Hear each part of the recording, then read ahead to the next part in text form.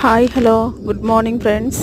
ఇదిగోండి ఫ్రెండ్స్, ఈ మేము ఉండే కాలనీ పక్కన 1 కిలోమీటర్ దగ్గరలో ఒక అడవిలో ఫ్రెండ్స్ ఛత్తీస్గఢ్ నుంచి వచ్చి ఇక్కడ నివాసం ఉంటున్నారు ఫ్రెండ్స్.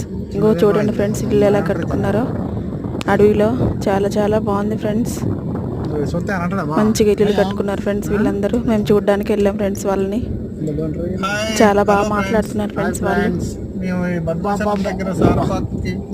చాలా బాగుంది అడవిలో.